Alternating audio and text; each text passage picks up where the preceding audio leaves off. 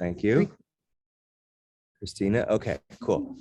So welcome to Chanting. We're going to go around quickly, and I want us to share what experience we've had chanting, what we know a little bit about it.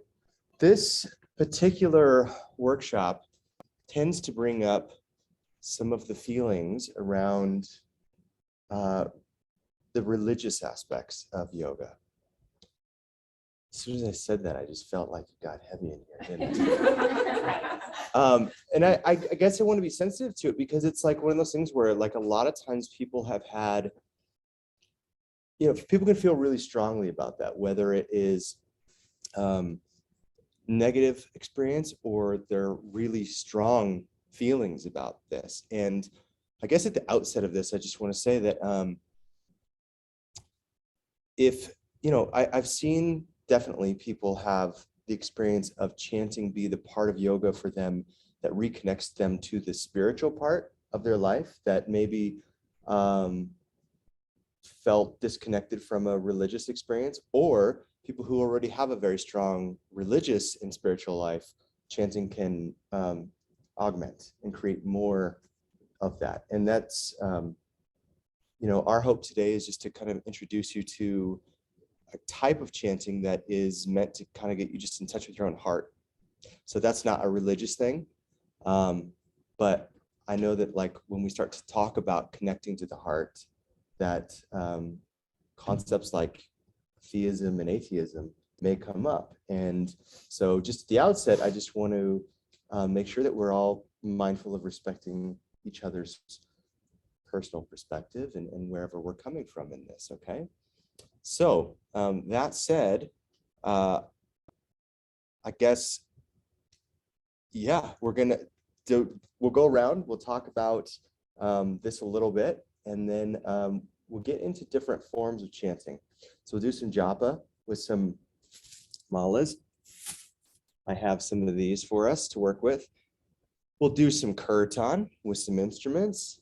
And then we might do some other things, just depending on what kind of time we have left. So is anybody excited about chanting? Okay. Is anybody nervous about chanting? Does anybody feel like, I can't chant because I have to have a good voice? Okay. So I'm of the personal belief that everybody is a good singer and everybody's a good dancer. And you can try to prove me wrong. You can try, but you won't. Anything you want to add to this? I mean, it's a practice. If you don't know, Erica, Rebecca, and then my little brother, Tony, play in a kirtan band. So we actually play kirtan music. And so your homework for this will be to go to a kirtan sometime.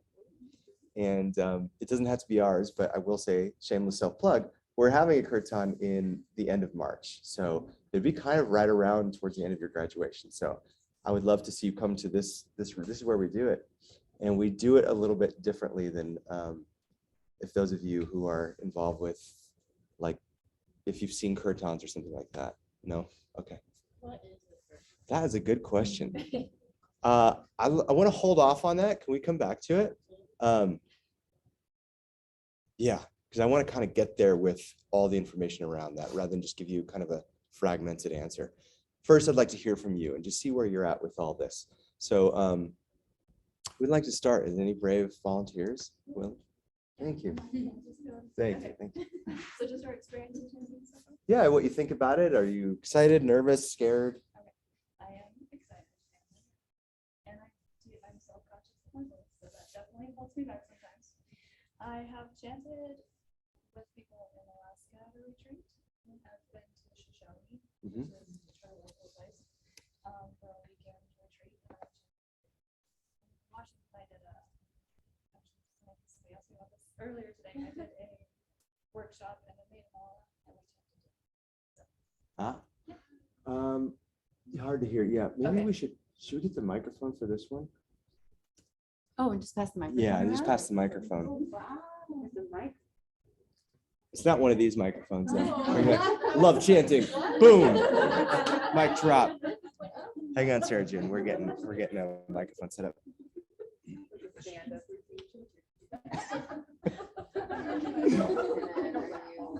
You're all, so chanting, am I right? I'm gonna. Yeah, go ahead. Oh, we're just gonna skip her. Okay. Cool. Cool. Got to go. Okay. This is Katie for the. Oh, there you go. Hi. I grew up in the Episcopal Church and have worked in and out of it most of my adult life, and there's been a lot of my experience in chanting has primarily been in that space, and actually mostly at funerals. And I'm excited about this to see what comes up for myself. Also, I guess a little nervous. I don't know, just in like this weird in between space. Yeah. So Yeah. yeah, that's all. Awesome. Yeah. Episcopal. Simply put, it's like Catholic light, but no, that's terrible. Whatever. It has a lot of liturgical, like a lot of deep traditions that have been around for 1,500 years, something like that. But at the same time, has this kind of very inclusive theology and kind of broad spectrum of belief. Thank you, Episcopal priest. All right. Talk about this later. Okay. Cool. Hello, I'm Bradley. I'm excited. I'm excited to chant. It doesn't come natural for me at all. Yeah. Like, yeah, I don't know. I have to force myself to do it, but when I start doing it, I like it. And I have a bit of an earache, so I really can't hear myself talk. So, sorry if I'm way too loud. You'll be fine. About it. Again, there's no judgment with this stuff. Yeah. I'm excited about chanting. I have a really incredible therapist who has integrated some chanting in some of like the healing and work that she's done with me, and it's been nothing but good. And recently, like when we've done the chanting that we've learned so far here with the chakra nights, it's been so cool, and I feel like my body is just like buzzing and vibrating. You just hold it. Smoke it like a cigarette. I can tell you've never smoked. You're like that one actor is all yes, right? Like, that person's never smoked. No, I don't smoke. Okay. I don't have a lot of experience with chanting, but maybe once when I was doing some mountaineering in Nepal, we stayed at a monastery. Oh, wow. And we got to witness some of that, which was really cool. It was really beautiful. What kind of monastery? I have no idea. Was it Buddhist or was it? It was Buddhist. Okay. Yeah, it was got Buddhist. And it was, I think we were coming down and staying in all these different tea houses. And then we got to stay at a monastery and we got to go in. You have to take all your gear off and And your you boots witnessed some off. chanting? I witnessed chanting. Cool. Yeah, of the monks. Yeah, yeah. It was really powerful. So that was my first experience with it, even though I wasn't really involved. And then just a few times in yoga classes and YTT. But I did grow up in a musical family, so I'm used to sitting around and singing, and my dad plays guitar, and so we did a lot of musical stuff. And I feel like maybe you kind of get that spiritual, emotional connection to chanting just like you do to music. Yeah, it's expressive. Okay. Yeah. What's Dad's favorite song to play? He is an Elvis guy. Elvis Presley. The first song he ever played and sang for me was I Can't Help Falling in Love with You. Oh. What a sweet dad-daughter song. Ah, jeez. He's actually doing it at my wedding in October. Oh my God. I'm already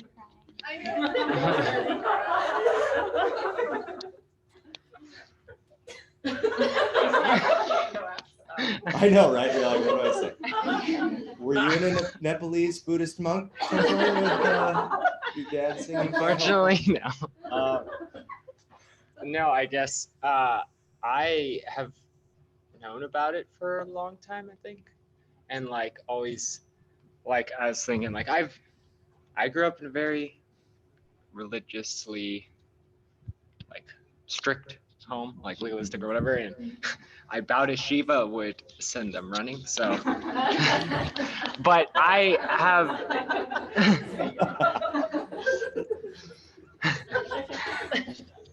but I've like, I kind of came to chanting like, I don't know, about a year ago through, I started listening, I've said this before, Alan Watts.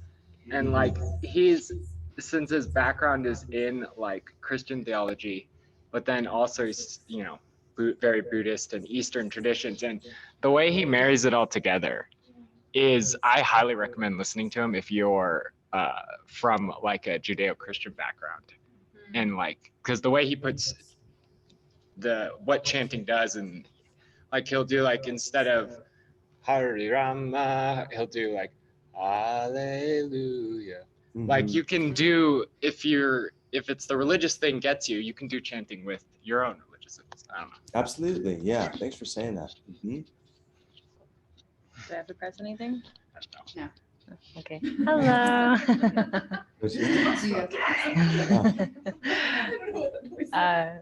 I know. I don't have much experience with chanting, except for mainly like what we've done here and just in different like yoga classes back in Florida and stuff here, but never really like dived into it or learned much about it. Excited though. I grew up my parents, you know, would claim to be Christians, but we never really like went to church or were very religious. And I was very free to kind of like just like experience whatever, like, you know, just kind of explore that kind of spirituality and stuff. So I think it's exciting for me to be able to like kind of delve deeper into that and kind of explore a little bit more. So Yeah. excited. I like the way I started. It kind of feels like everybody's got to come out about their religious Yeah. background. You don't have to, by the way, do not have to share that. I feel like I set the table for that. And also, you know, if you're not comfortable with chanting any of this stuff, you don't have to chant it. You know what I mean? So we'll give you options, just so you know. If you're sitting there freaking out silently, like I'm not allowed to do this or not supposed to or don't feel comfortable, it's okay. Yeah. Thank So. you. Okay, so I grew up so I'm going to continue on the religious thing. That's great. If you were comfortable sharing, I'm always curious. There we go. So I grew up rather irreligious Reformed Jew. And so the form of chanting that I did is that the cantors always do chanting in Hebrew for the Judaic version of a liturgy. Mm-hmm. And so then so I'm comfortable with chanting there, and you do it for your bar and bar mitzvah. And then also we had to do chanting when we did Birthright Israel at the wall. So there's chanting done at the wall. We won't do anything that complex, right? Because that takes months to study for and stuff, right? Yeah, well, it takes for a bar and bar mitzvah, yeah, it takes about 2 years. 2 years, yeah. Because you have to learn the language. Right. Because it's all in the language. But then you fake it till you make it is basically what everyone does. Yeah. And then the same thing at the wall. And that's what we're doing today. We're just going to fake it till we make it. You fake to make it so you don't get arrested at the wall. If you're a woman, you can't do that at the wall.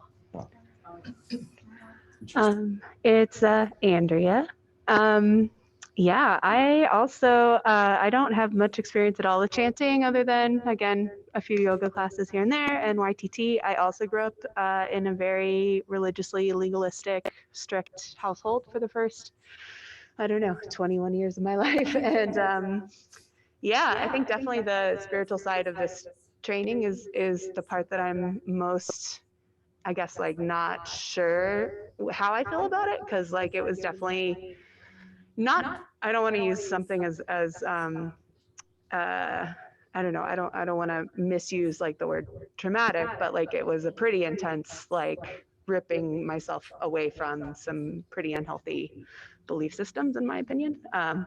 So I think just recently trying to kind of get back to a place where I can learn about some of the healthier ways that people have integrated spirituality into their life. I'm also like a very, I don't know, kind of analytical person. So I'm like, yay, science. And then like, oh no, there's a whole other side of things. But also more recently starting to, I don't know, just kind of open up to like, maybe there are things that don't have maybe as much of like an analytical kind of framework around them that still have a lot of good in them that I'm trying to be more open to. So yeah.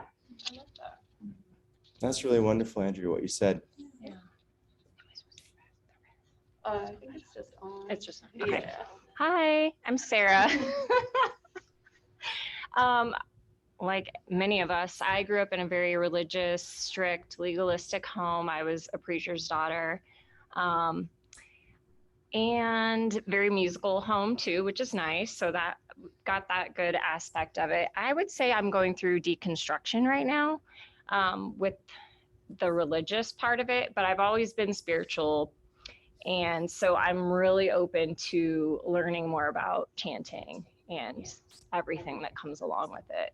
Awesome. And helping other people learn that want to learn would be great. Yeah. Preacher's daughter. She is too. We got to have at least one in every training or we don't run it. We got two. Okay. I'm Erin, also a preacher's daughter.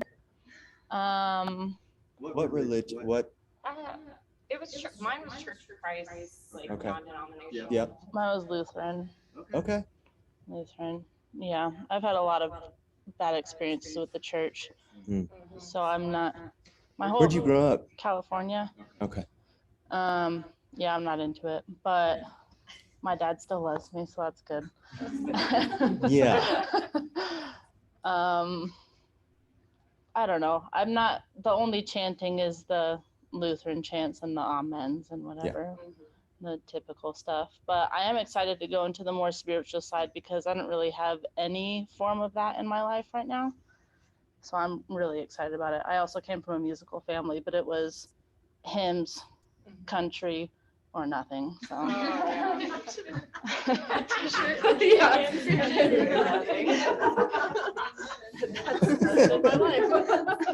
Did you say that should be a t-shirt? Yeah, I could see it being a t-shirt. It says I'm musical, but on the back it just says hymns, country, or nothing.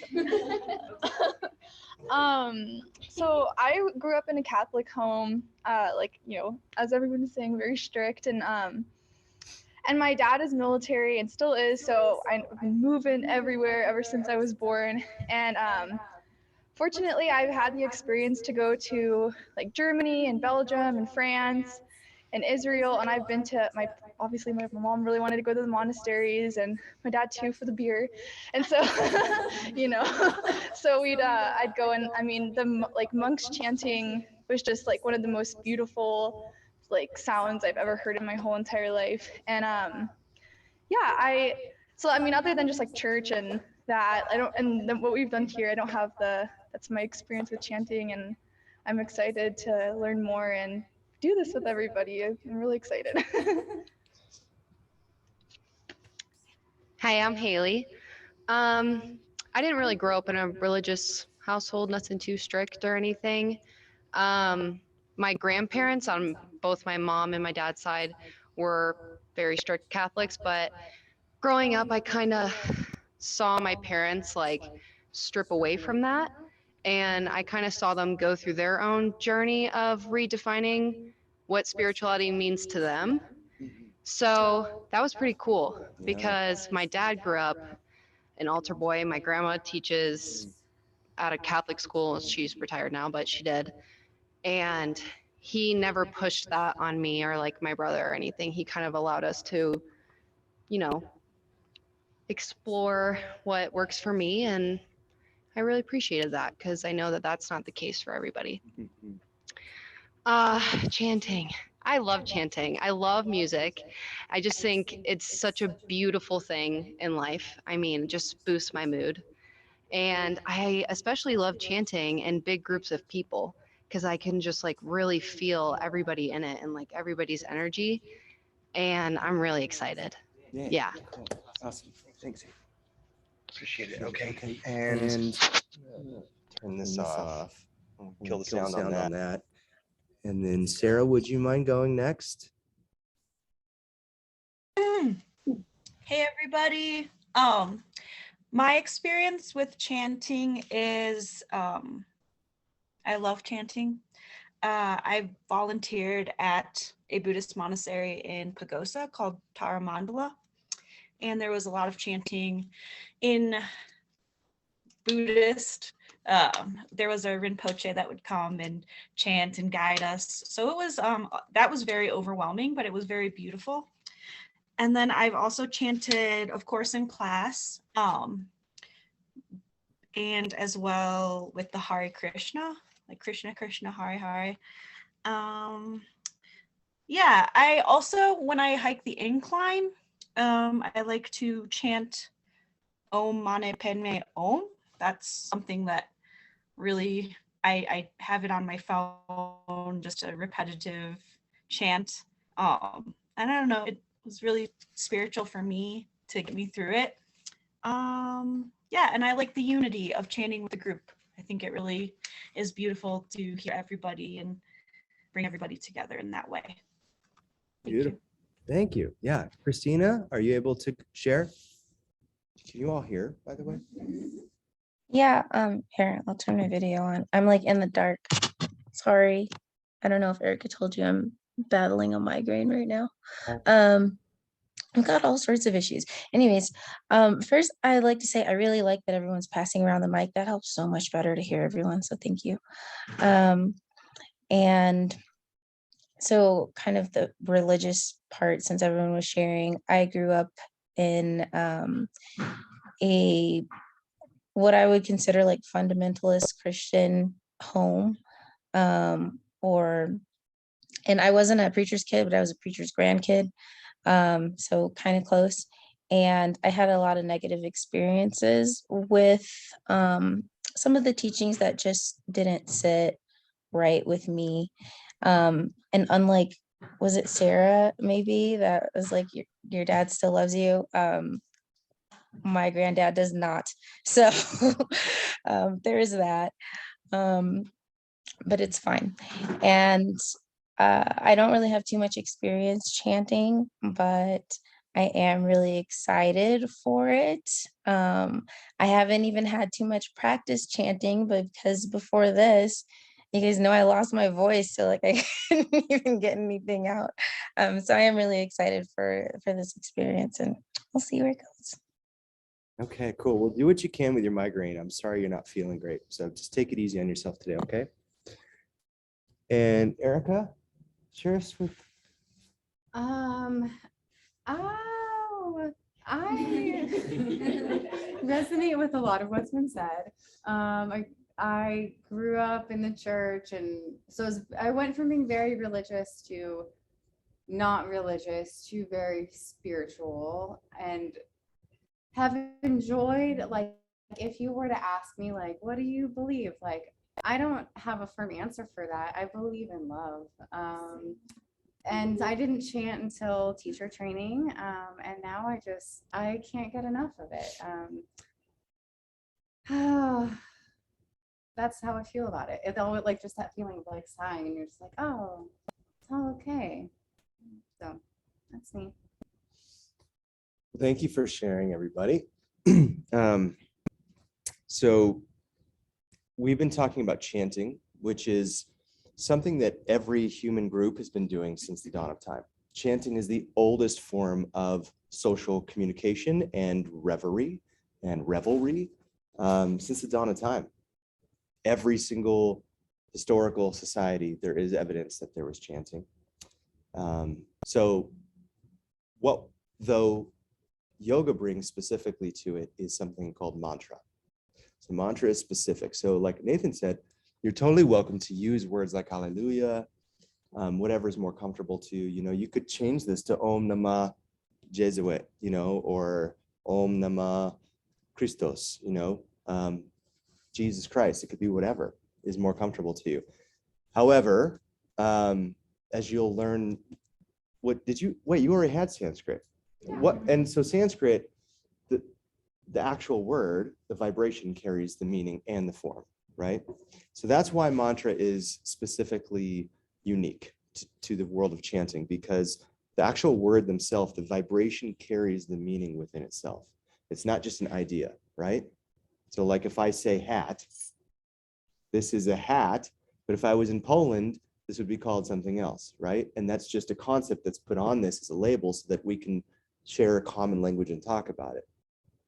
Sanskrit was not an agreed upon language, right? They said, oh, okay, what is this, what is the actual vibration of this thing? Whatever that would be the name of it in actual language form.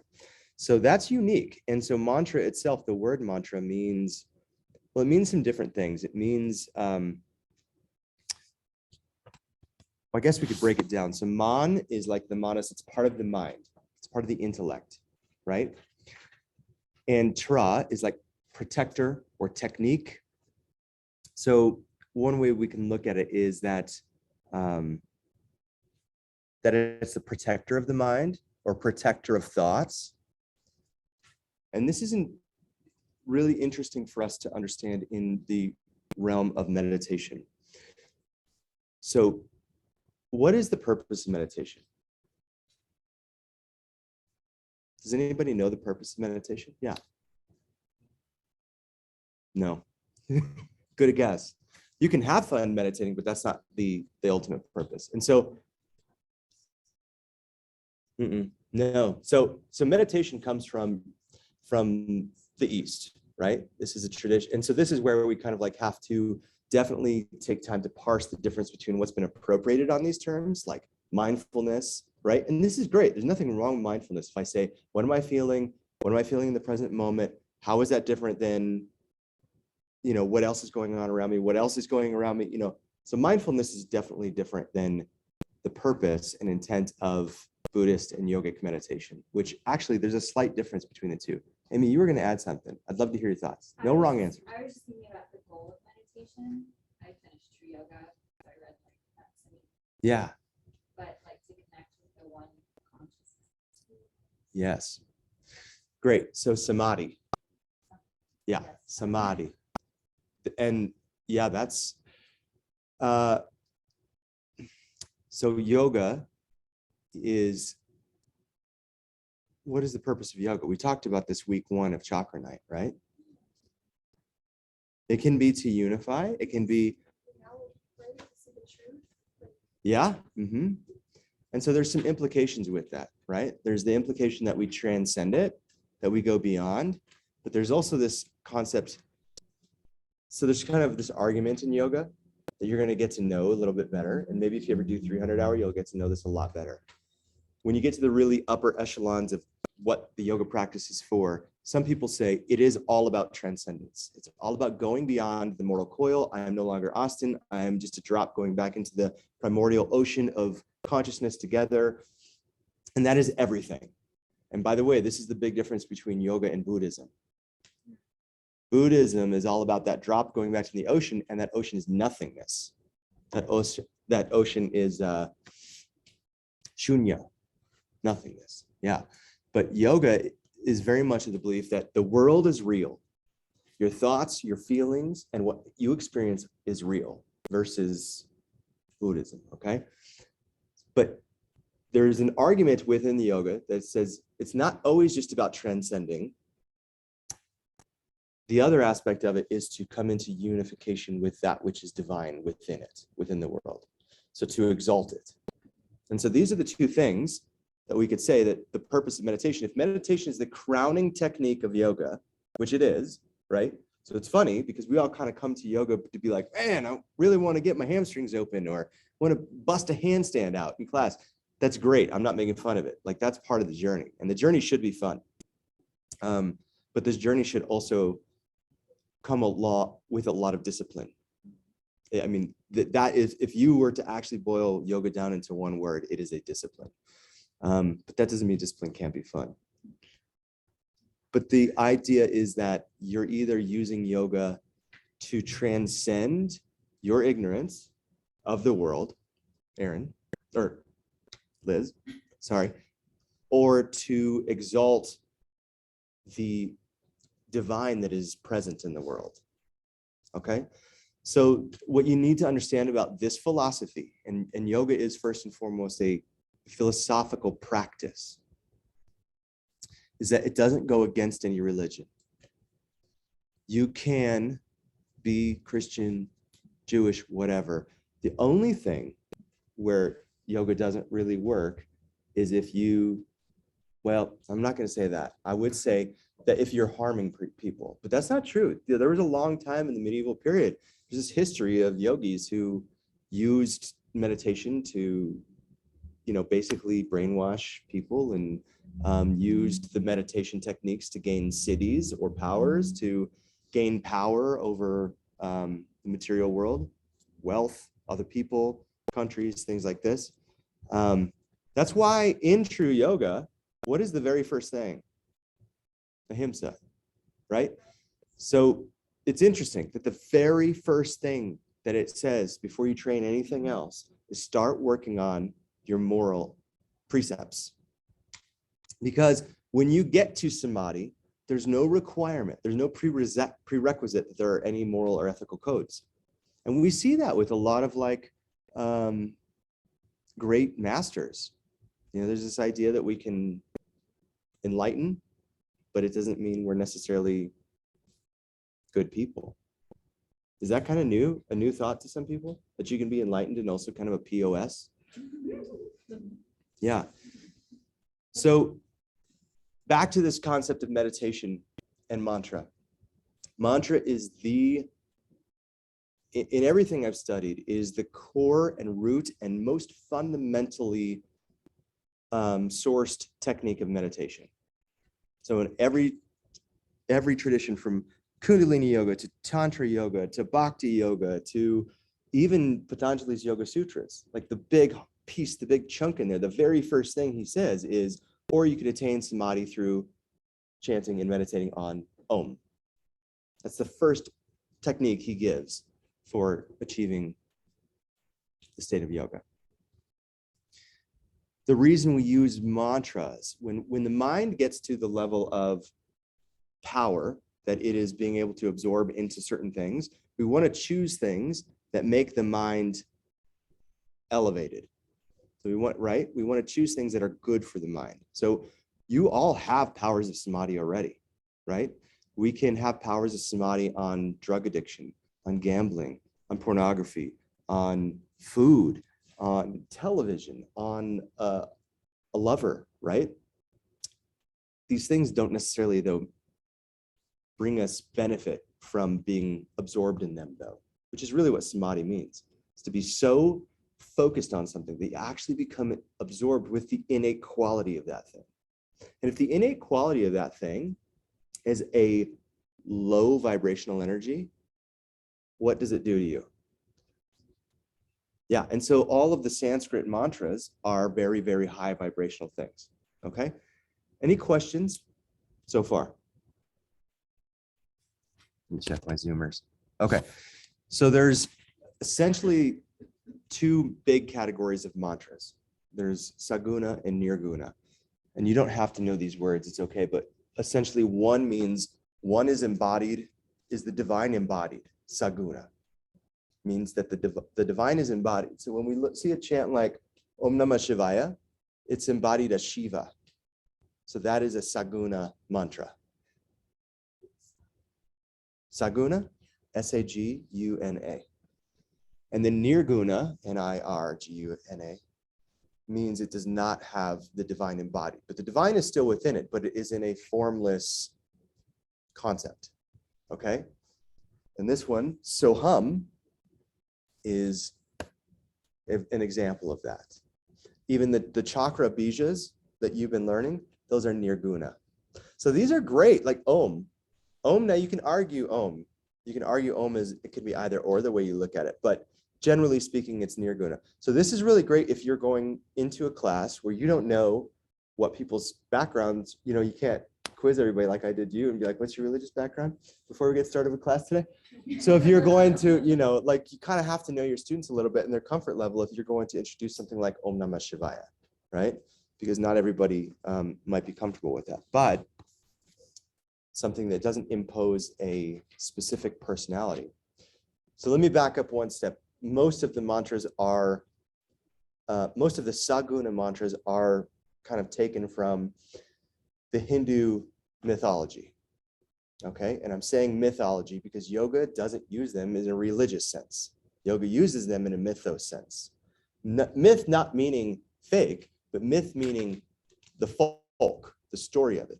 So myth is, right? So we have to get certain about what the term myth means. Myth doesn't mean it means that it's fabled throughout the ages, right? As if, is it real? We don't really know.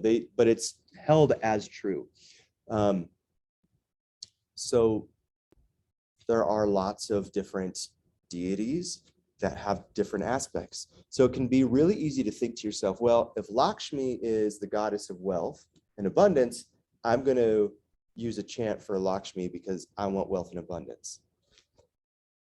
So that's not the way chanting works. By the way, if you do Kundalini chanting, it's not Sanskrit. It's a different language, and it's usually not any of the names of God. It's all about God. It's like concepts and flavors of God. So that would be Nirguna. Tantra too, usually the way that you would use mantra in Tantra is that you would go into a deep meditation and the mantra would come out of your heart and you would hear it from within, right? What we're going to be talking about today is a style of practice or technique called Bhakti Yoga. Have you heard this term, Bhakti? Where have you heard this? Or what does it mean? Okay. So BHAKTI, if you want to write this down, because I don't have all these notes for you. Do you want to say what it means? No. It means devotion. So this is devotional yoga. So the reason we don't do a chant to say like, okay, I want to be wealthy and abundant, so I'm going to chant to Lakshmi, is because the first tenet of yoga in action is really that we are, well, the laws of karma and dharma. Have you heard the word dharma? Mm-hmm. What does dharma mean? Your purpose, yeah. Well, it's really the way just that, like karma is the way in which the material world works from the past to the present. Dharma is the way that the material world works from the present to the future. So the way we work through karma, through dharma, creates certain types of karma. So when we're in dharma, we're creating less karma. And that's the whole thing with yoga is you want to create less karma. It's not about good or bad karma, right? I know that's kind of something we've been trained in the West to think about. Okay. I feel like I'm way above my head right now with all this. Let me slow it down. Bhakti yoga. What you do is you create reverence and devotion. It's all about creating love and creating a mood. And this, the word that denotes what this is called bhav, B-H-A-V, or bhavana, which means to cultivate or mood. And this is really, really important. So even when we come to our asana practice, right? The two most important factors are why we do what we do, right?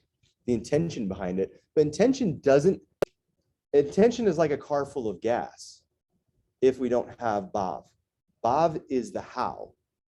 So why without a how is a car that just sits in the garage. The how is how we drive things, right? When we do a down dog, how are we doing the down dog? Well, most of us right now on Saturdays, you're learning how to do it very anatomically. We're learning from like a very Western perspective and moving into it through there. But what we can start to do as teachers, and what I hope you'll all start to learn, is how to insert yourself in the way that you instruct these poses in a way that inculcates inspiration, enthusiasm, energy, positivity to your student, right? And this is ways that you can start to tap into the bhav and start to get like a really legitimate, palpable response from your student in a way that it doesn't matter if you're teaching kids, right? If you're teaching kids, you would need to come off a certain way, right? You need to have a certain energy. And that contract, that transaction between you, that's the bhav. And that is everything in Bhakti Yoga. And in fact, like if you go to India, up until like the 80s when Indians started realizing, oh, wow, all these Westerners are coming over here wanting to do headstand. So I'm going to start teaching a lot of asana. Before then, asana was not the primarily practiced aspect of yoga in the East. The primarily, and still to this day, Bhakti yoga, it's full of bhaktas is what you call it. So in yoga, you do yoga, you're called a yogi. It's actually inverse. If you do Bhakti yoga, you are a bhakta, okay? But you can be a bhakta and still do asana. And that's, what I'm saying is that there are like, you could go out there and find dogmatic versions of bhakti. You could go find nationalistic versions of bhakti. You could go find religious versions of bhakti.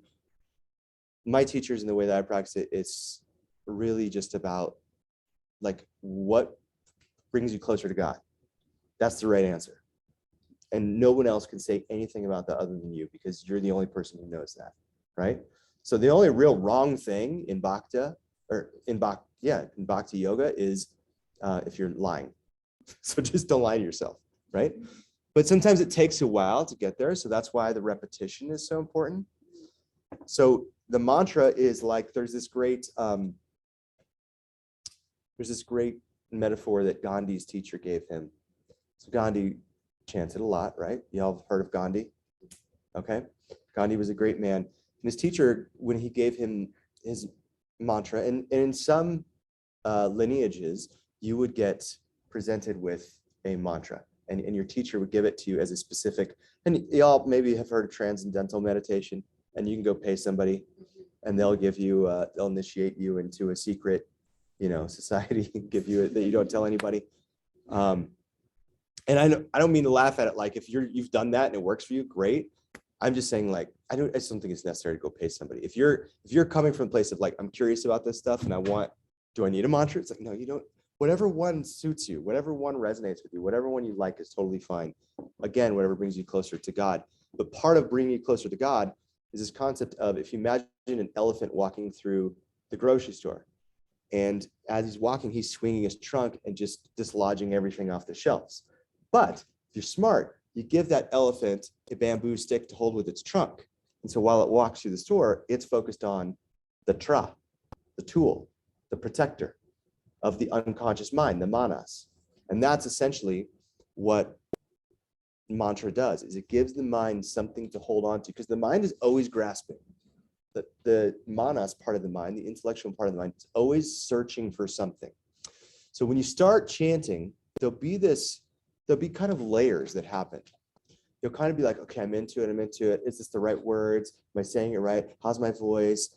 Those kind of questions, they'll just repeat, right? Until they settle down and they get quieter from your observed perception of what's happening, right? Then other questions start coming up. How long are we going to do this?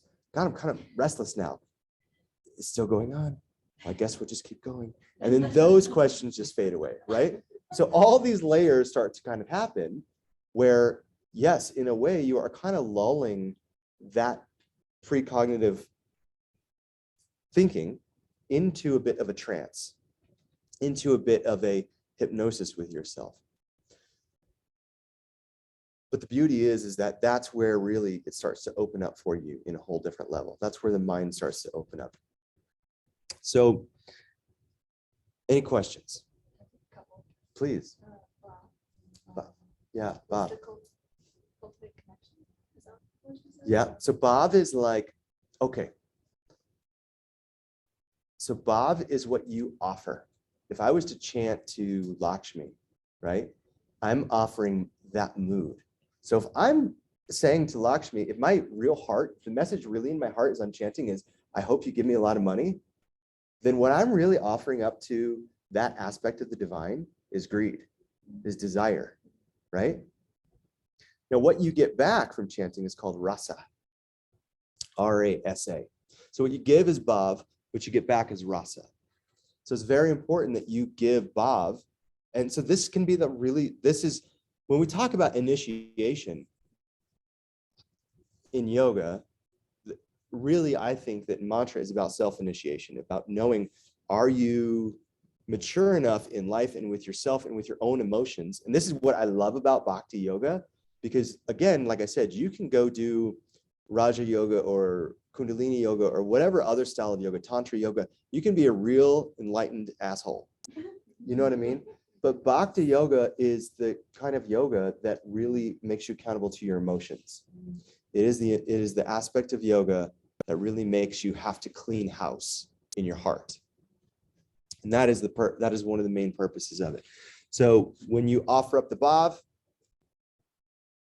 as devotion, what you get back is the rasa. And rasa means flavor. And we're not going to go into it, but there's like 9 different ones that you would get back, right? And of course, we all want the good ones. There's bad ones. There's the ones you don't want, right? And that would be if you're offering up bhava that is corrupted, by your own greed, by your own desire. So it really behooves you to be in a place when you can chant mantra to where you're really pure of heart and mind. And that doesn't mean you have to go like to the Himalayas, or you have to go submit yourself to a teacher, or you have to go through disciplined austerities for, like when I was in India, we saw people, they were men. There was this one guy whose teacher told him that his austerity, this is one of the tapas, because this is a lot of times what you practice. Again, they're not doing like 16-minute asana classes, right? Like these dudes who live on the street with the orange robes, the babas is what you call them, and they're smoking weed all the time or whatever, and they don't have a job, they don't have money. The food they get is every day, it's alms. Somebody comes and gives them something to eat, fills their bowl up. And that's all they eat. And if they forget to come give them food, they just wait till tomorrow and hopefully they remember, right? And so some of them get told by their teachers, they say, okay, for you to achieve, whatever's blocking your karma right now, this is what you must do. And so we met a couple guys who their tapas, one guy, his tapas was to hold his arm up. And he had held his arm up for 12 years. And his arm looked like he couldn't use it. He couldn't even bring his arm down anymore. Like the muscles had frozen, so he couldn't bring his arm down. If he ever could get his arm down, it's not like he could use his arm for anything. There was another guy who, this is even worse in a way. His teacher told him you could never sit down. So the dude had not sat down for 8 years, and he slept in like a little swing that he had for his arms. He would like lean into a swing and sleep. And his legs were just super skinny because when you stand all the time, you stop. You're so tired. You just kind of stop walking around, I guess. I don't know. Maybe that was just his experience. You want to try it, feel free. But point is, you don't have to do that to get rasa.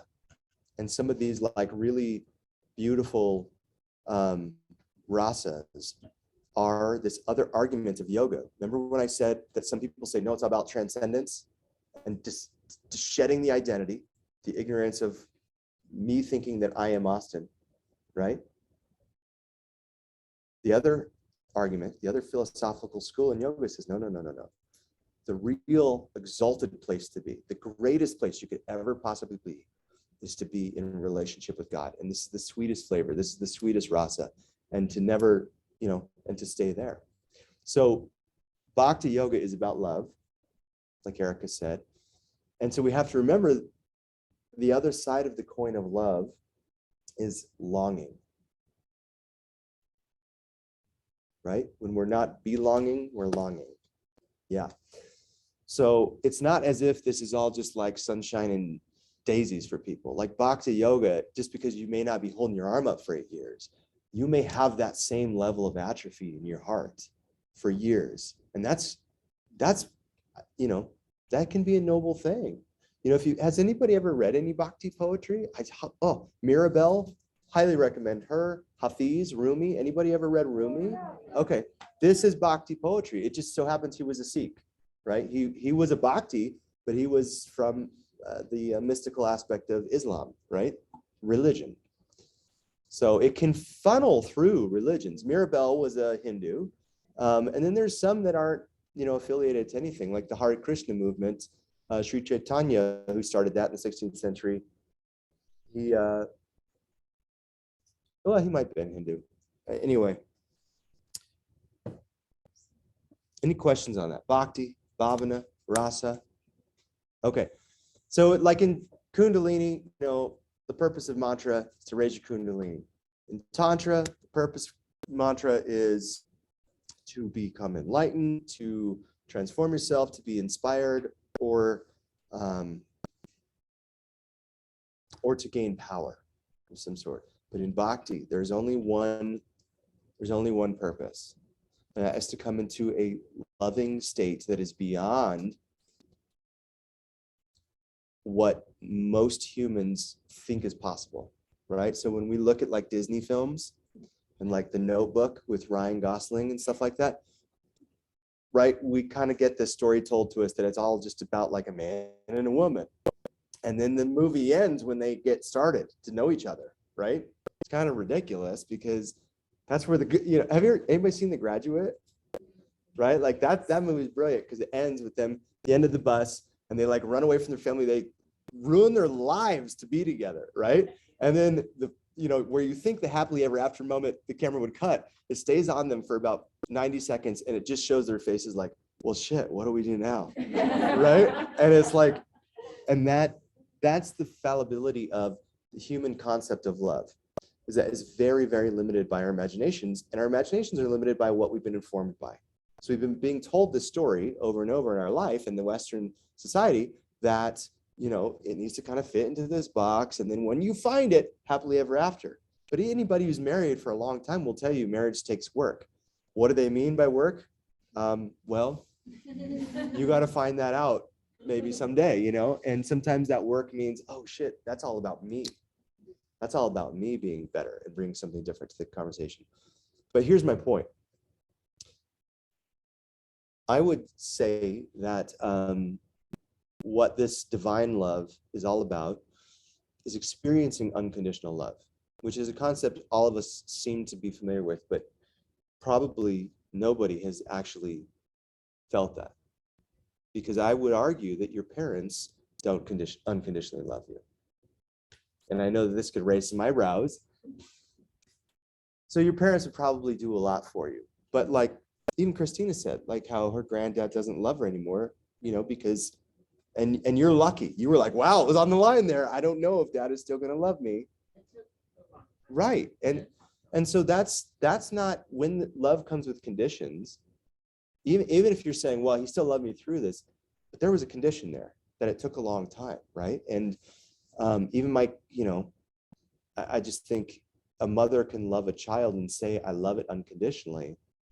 But if that child says, F you, I'm out of here, I just think that we have romanticized this concept of unconditional love. And what really is truer towards the narrative around actual unconditional love is like when, okay, so say somebody, hang on one second, let me just finish this thought. Say drunk driver gets in an accident, kills a kid, right? What do people do? They go, poor kid, I hope that guy gets thrown away for prison, right? The person who can step back and say, oh, this is so sad for both of them, right? That these were both babies that came out of somebody's womb that somebody loved once upon a time, and both of their lives are ruined, right? This is closer in line. This is what I'm talking about. What were you gonna add? What's your definition of love? Great question. And this is really like, this is what brings me to the meditation mat every day. I literally open my heart, mind up through mantra to say, let divine consciousness come through me. Let God teach me how to love a little bit better today. Because it's not like one of those things where it's like, by Tuesday, I got it. You know what I mean? It's not going to just happen like at some point. It's a progression, it's a practice. And it's going to take a whole lifetime to just learn a little bit, you know what I mean, about that. And that's okay. But do you value it?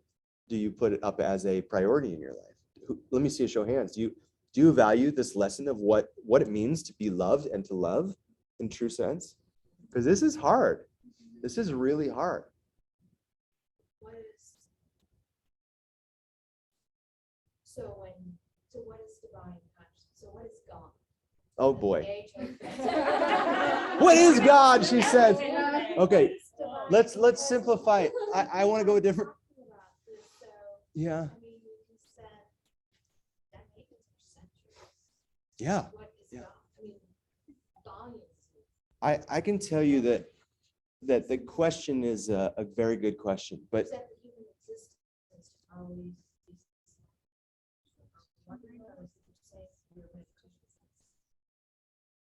I'm sorry.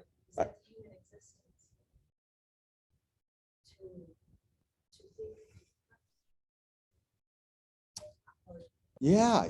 I remember night one, I said, what's important to you is not so much the answers, it's the questions. because the questions is where the practice is. That's where the work is. If we get the answers, why would I roll the mat out? Why would I put the meditation cushion down? Why would I bother to chant, right? So, the question is, but, a simple way to answer that, a really simple way to answer that is, what am I doing? Why am I doing what I do? And is there a better way to do it, and why? Because we may never be able to answer the question of what is God, who is God, is there a God, all this stuff. And that can be a great place to spend some time. But really what gets us back into a place of action is looking at ourselves and looking at what actions we are taking. And a lot of times the why between those gaps of what am I doing and what is maybe a better choice, not perfect, but better, leads us to this question of, how do I really feel about myself? What is my relationship to myself? What does self-love mean to me? Because really you could say that all of you, here's my argument, right? Like, do you grow the hair on your head? Do you stop hair from growing outside your mouth? Are you the one creating bioavailability through the nutrients when you eat it? Are you the one converting that into nails and hair and muscle? Are you the one making your eyes work? I mean, you're in concert with that, right? You're like cooperating with all the aspects of yourself that are like working already. But I would say that you're here for a reason, and the chances that you would be here as a human are infinitely minuscule. So the fact that you are here and you are so competent, you are so enough and complete and perfect and whole just as you are, to the point where we can look at like a little piece of flesh right here and go, oh, I'm not perfect because I've got, this or whatever it is. It's astounding. But we fall into that trap. And again, it comes back to that question of, are we asking the right questions? Because the question ends up becoming the object of meditation. And if it's a low frequency energy, it's going to take us down in the gutter, right? But if it's a high frequency question, it's going to not only make us better, but make people around us better. Especially when we're really disciplined, when the mind gets really trained in concentration, in flow, and in samadhi, absorption. And so let's do a little chanting, since we're here into an hour of it. But good questions, good dialogue. Are you enjoying this? Yes. I'm glad we finally asked the question, what is God? Nathan, that was good. Is it cold? It did get cold. Maybe it's because.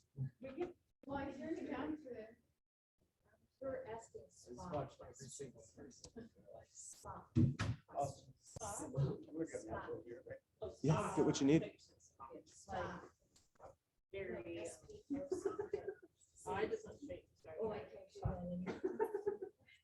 What is it? Oh, Spock. God, I love Spock. How do I not hear that? All right. So I guess we're taking a break. That's okay. Let's take a break. Let's take 5. Let's take 5. Everybody in the room just started getting up. So we're going to take a break, Sarah and Christina. Cool. Think about that question. What is God?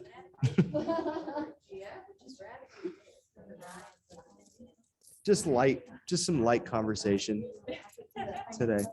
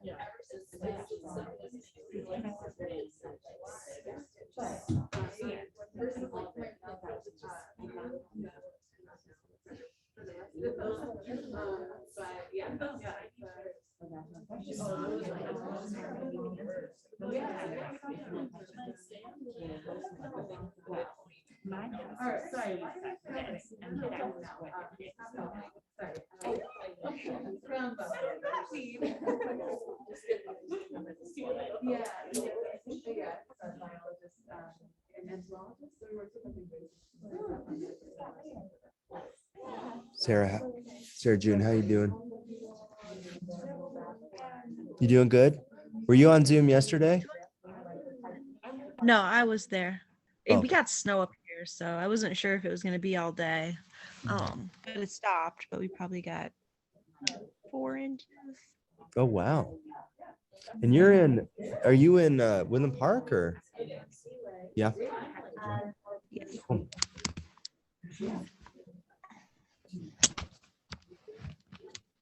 Okay.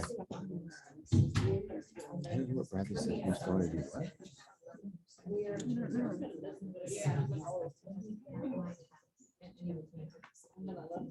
I don't know. Door wouldn't lock. That's not good.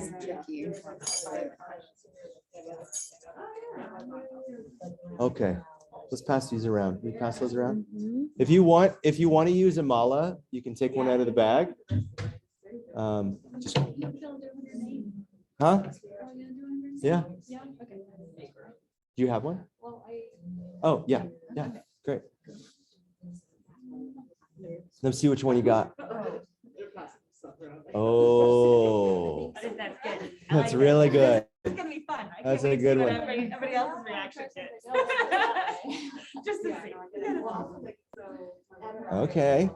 Well. No, good. I think we're close. Do you want me to keep passing it? Yeah, just keep passing it. Thank you. Yeah, if you want to use some malas for this next, we're going to do some chanting. You don't have to. Oh. How do you feel about it?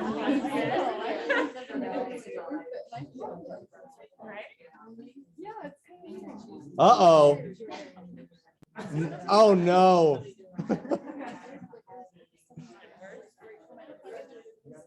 Haley.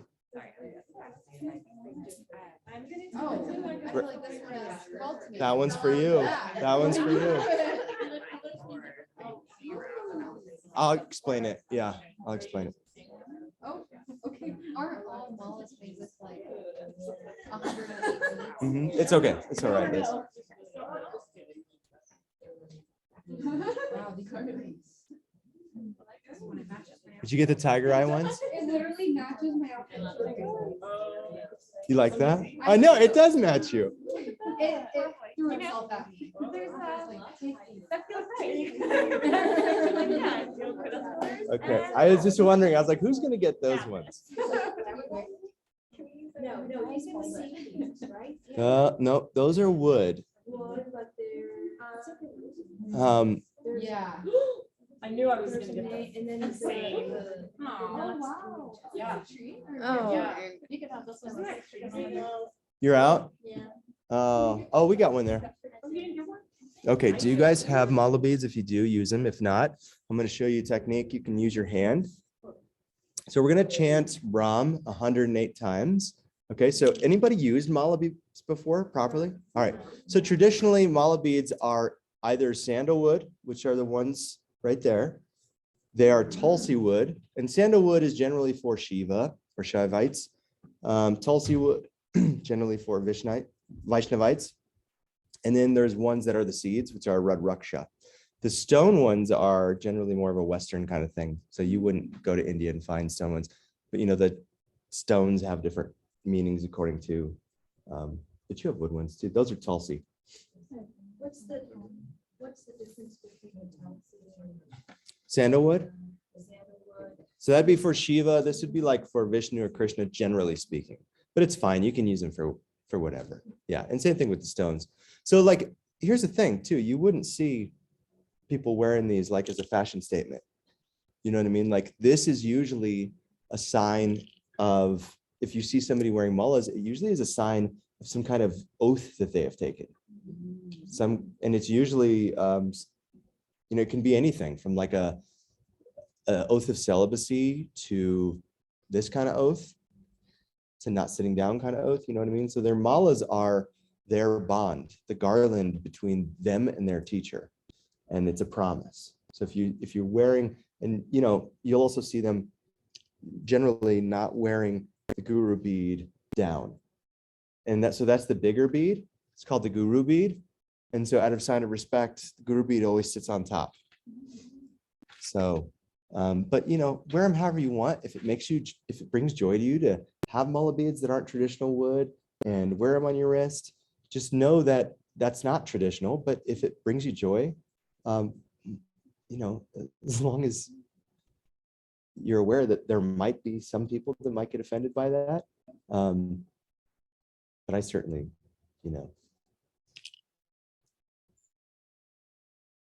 I'm not going to tell you how to live your life. That's what I'm saying. Okay. So we are going to hold this between the middle finger. So you didn't get one? All right. I mean, I use my. So let me explain the malls and then I'll show you how to do it with your hand. Okay.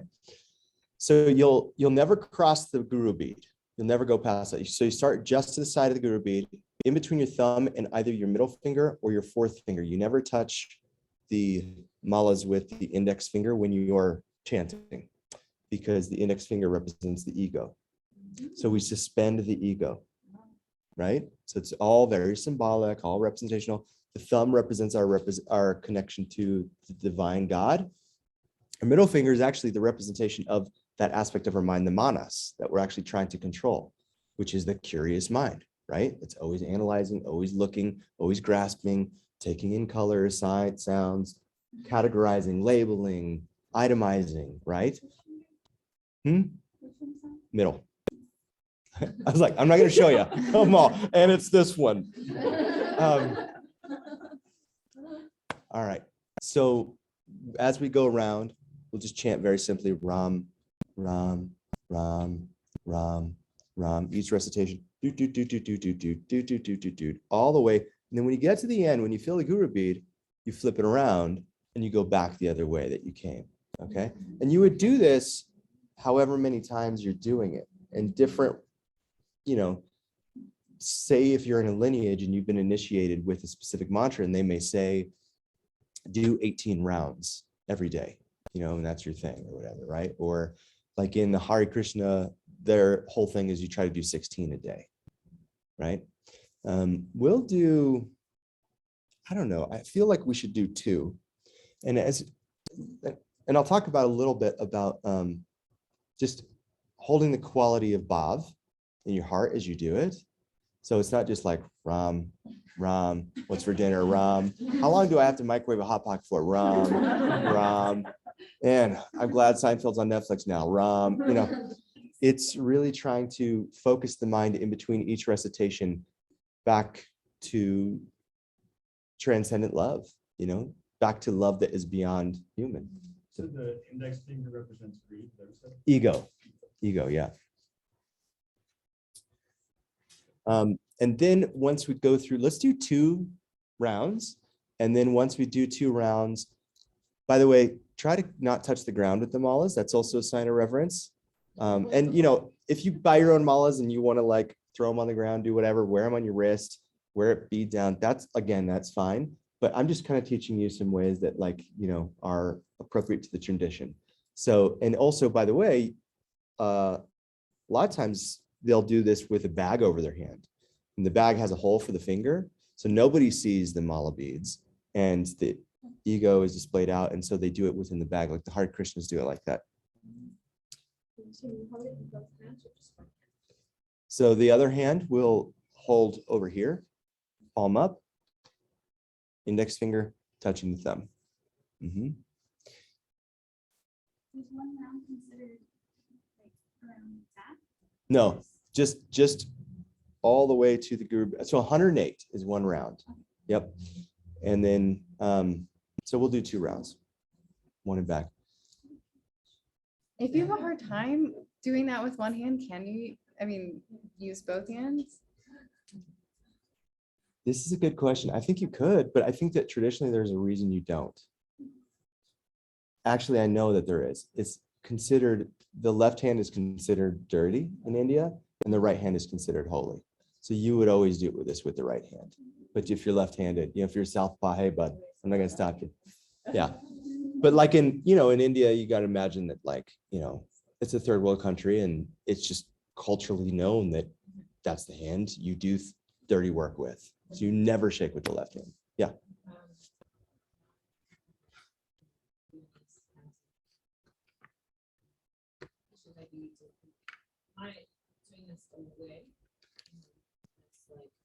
Ah, got you. Yeah. Towards you. I mean, it's fine. Yeah. Toward. Yes, that's what I mean. Yeah, start with it inside your hand. So the guru is always closest to you. Yeah.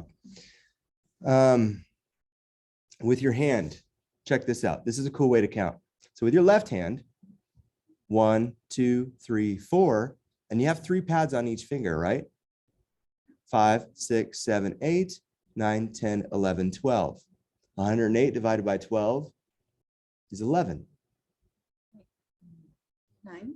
9. Thank you. 9. Like Math. Wrong the whole time. Math. So on one hand, you count the individual recitation. Left hand, ram, ram, ram, ram, ram, ram, ram, ram, ram, ram, ram, ram.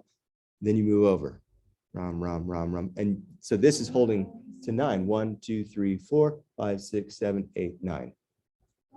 Right? So every time you do all 12 here, you move over. 12 again on the left hand, you move over. 12 again. Does that make sense? Okay, cool. So for this one, you're keeping track of how many rounds. Each recitation. Yeah.